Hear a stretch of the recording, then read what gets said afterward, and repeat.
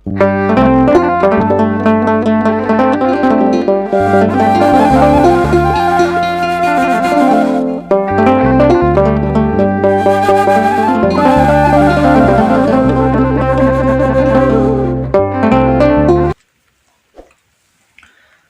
Abbaa kan Ilmaa kan Hafuura Qulqulluu Waaqa tokkoon ni amanna. Amiin. Kabajamootaa fi jaalatamootaa maatiiwwan Waaqayyoon kan jaalattan Waaqayyoo isiniin kan jaalatu hordoftoonni chaanaalii keenyaa hundumti keessan akkam jirtu, akkam yoo nageessanii, akkamiin turtanii. Kutaa tokkoffaa barnoota keenyaa kan waliitiin ilaallu gaaffiin mana keessaa gaafatametu jira. Innis maalidha? Luboonni seexana baasuu qabu moo baasuu hin qabani? Dhimma kana irratti seexanni bahuu qaba gartuun jedhan jiru. Seexanni immoo lakkii abbichi soomee sagalee ofirraa baasu malee luboonni seexana baasuu hin qabanii yaada jedhu gaafatameetan keessumaa Dirsaana Tsiyooniin waa'ee seexana baasuu, waa'ee seexana abboomuu hin dhorkaa. Kana irratti ati hoo maal jettaa jedhanii gaaffii na gaafatan. Gaaffiin kun oolee bubbuleera. Anis beekumaan callise. Namoota gosa lamatu jiru. Warra ba'uu seexanaa balaaleffatanii fi warra seexanni akka ba'u barbaadan.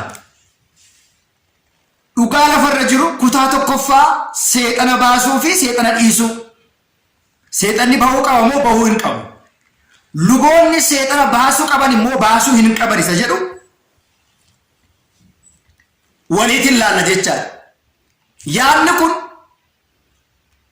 namoota tokko tokko warra harki isaanii qulqulluu hin taane, warra gochaan isaanii gaarii hin taane,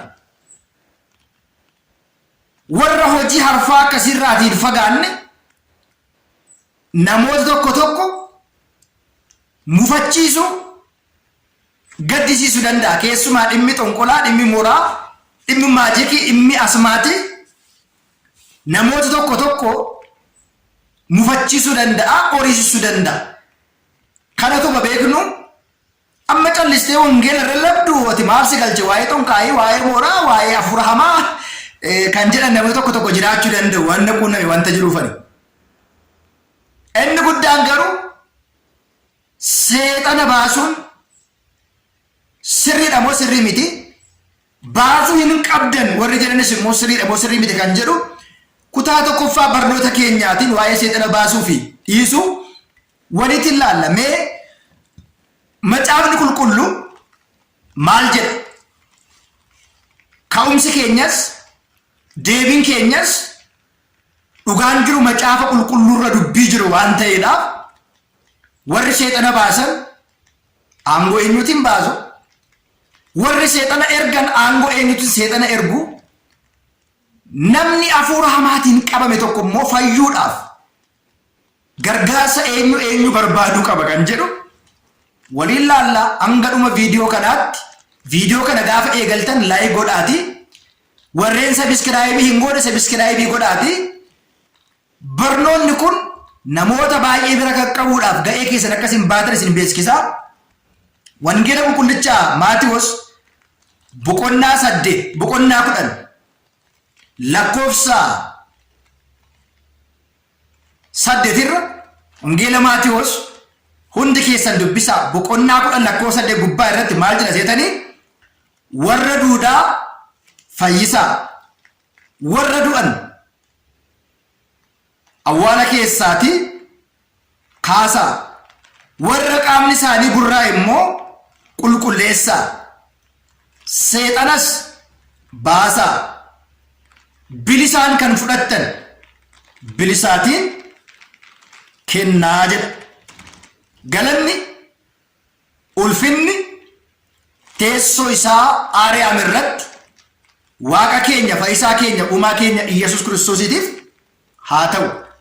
Warra duudaa fayyisaa, warra lamxiin rukutame qulqulleessaa, warra du'an kaasaa, seexana immoo baasaa jedha. Jechi kun eenyuuf dubbatame? Maaliif dubbatame? Isa jedhu mee walumaa naa ilaallu. Isaan kana bartoota isaa 12 gooftaan keenya Iyesuus Kiristoos yommuu isaan ergu ajaja abboommii inni isaaniif kennedha. Akkana jedhe, karaa warra Ahizaabotaa hin deeminaa, gara Saamraawwotaattis magaalaa isaaniittis hin galinaa, irra caalaa mana Israa'el gara ta'u gara warra badaniitti mootummaa Waaqayyoo dhiyaatteetti jedha lallabaa. Gara warra badanii gara Saamraawwotaa hin deeminaa, karaa warra Ahizaabotaarra hin deeminaa. Ahizaab jechuun kan hin amanne, waaqummaa Waaqayyoo kan hin fudhanne, waaqummaa Waaqayyootti kan hin bulle Ahizaabii jedhama. Karaa isaaniirra hin deeminaa. Gara mandara Israa'elotaa deemaa karaa warra badaniirra. Mootummaan Waaqayyoo dhiyaatteetti jedhaati lallabaa. Warra duudaa fayyisaa, warra du'an kaasaa, warra burraa immoo qulqulleessaa, seexana immoo baasaa. Bilisa kan qabattan, kan fudhattan, aangoo fayyisu, aangoo seexana baasu, bilisaan kan fudhattan, bilisaatiin kennaa. Warqee yookiin immoo birrii yookiin immoo naasii mudhii keessan irratti yookiin immoo karaa keessan irratti korojoo yookiin immoo harka lama kan qabdu kophee yookiin immoo dullaa hin argattan. Hojjetaadhaaf miindaan barbaachisaadha jechuudha. Ergaa baay'ee cimaa ta'e kana yaada isin nuu gaafattanidha. Yeroo sana aangoo seexana baasu, duudaa fayyisu, naafa diriirsu, seexana baasu 12 gooftaan keenya qorichi keenya Iyesuus Kiristoos aangoo kana kenneefi. Maarree seexana baasuun sirriidha moo sirrii miti? Aangoo abbooniiti moo aangoo abboonii miti kan jedhu asirratti ifaan bilisaan gooftaan keenya qorichi keenya Iyesuus Kiristoos kaa'ee jira.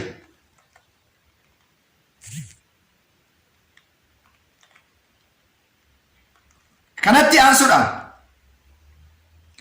Fariisonni, Saduuqonni waa baay'ee gugungumaniiru waa'ee seexana baasu kana irratti.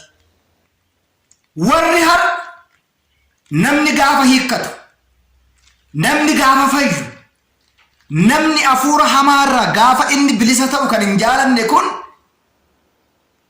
gartuu Fariisotaa fi gartuu Saduuqotaarraati garaagarummaa hin qabu. Fariisonni gooftaa keenya himatanii komatanii turan. Wangeela Maatewos boqonnaa 9:34 irratti maal jedhe seetanii? Warri Fariisotaa garuu seexana dursaa seexanaatiin baasa jedhanii jedha. Seexana hangafa seexanaatiin yookiin immoo alaqaa seexanaatiin baasa jedhaniitu gooftaa keenya qoricha keenya Iyesuus Kiristoositiin komatanii jedha. Waan maal ta'eefi inni seexana waan baaseef, seexana waan abboomeef bakka hedduutti seexana hafuura hamaa namoota irraa gooftaan keenya qorichi keenya Iyesuus Kiristoos baasee hidhee gadhiisee namoota baay'ee. Kana qofaa miti. Ammas wangeela Maatewos boqonnaa 12:24 gubbaa irratti warri Fariisotaa garuu dhaga'anii kunis babu'een zabbu'eenitiin dursaa seexanaatiin malee seexanni bahuu hin danda'u jedhanii ammas himannaa biraa isa irratti kaasanii jedha. Babu'eel zabbu'eel kan jedhamu dursaa seexanootaati. Dursaa seexanootaati. Aangoo kanaati nama baasuutiin alatti akkamitti seexanni bahuu danda'a isa jedhudha. Kanaaf luboonni seexana baasuu qabu moo baasuu hin qaban? Namni seexan irraa baa'e immoo maal gochuu qaba? Akkam ta'uu qaba? Gaheen inni seexan irra jirtu maal ta'uu qaba? Gaheen inni seexana baasu maal ta'uu qaba? Aangoon kun garuu, ajajni kun garuu, hojiin kun garuu hojii eenyuuti isa jedhu maaliif seexana baasuu hin danda'amu moo hin danda'amu? Dirsaan Tsiyoon hin dhorkaa seexana namarraa hin baasinaa jedhama jedhanii namoonni tokko tokko akka seexanni namarraa hin baane barbaadan jiru. Namoonni tokko tokko immoo hojii dhugaa wangeelaa kana qabatanii seexana namarraa ifatan, namarraa baasan, abbooniin aangoo hidhuu fiiguu qaban, seexana gaafa hidhanii gaafa kiristaana hiikan ni argamu. Kun seera moo seera miti? Gaaffii gaafatamne kanaaf deebiin bal'aan maalidha kan jedhu kutaa tokkoffaa amma kana yoo jenne yoo sin hordoftan hordoftoonni keenya hedduu yoo ta'e yaada kana irratti gaaffiif yaada qabda yoo nu dhiyeessitan barnoota keenya kutaa lammaffaatiinis barnoota biraa qaban. Inni guddaan garuu hubannoon keessan maal fakkaata hafuura hamaa irratti, seexana baasuu irratti, seexana galchuu irratti. Warri seexana nama hidhanii hafuura hamaa namatti ergan kun warra aangoo, warra aaboo akkamii qabudha? Waaqayyoon nama hidhi jedha moo nama hiiki jedha? Lubichaan hidhi jedhe moo waaqayyoon hiiki jedhe? Warri immoo yoo seexanii namarraa bahe mufatan kaayyoon isaanii, karoorri isaanii maali? Kutaa lammaffaa keessatti barnoonni keenya ni dhiyaata. Warri haaratan sabiskiraayibii godhaa. Warreen immoo miseensa taatan viidiyoo kana wanta isin galadhu keessaati. Viidiyoon kun daqiiqaa 30-20 ta'uu danda'a. Yoo akkam xiqqaate viidiyoo kana laayikii gootanii daqiiqaa 3 dirqama ilaaluu qabdan jecha.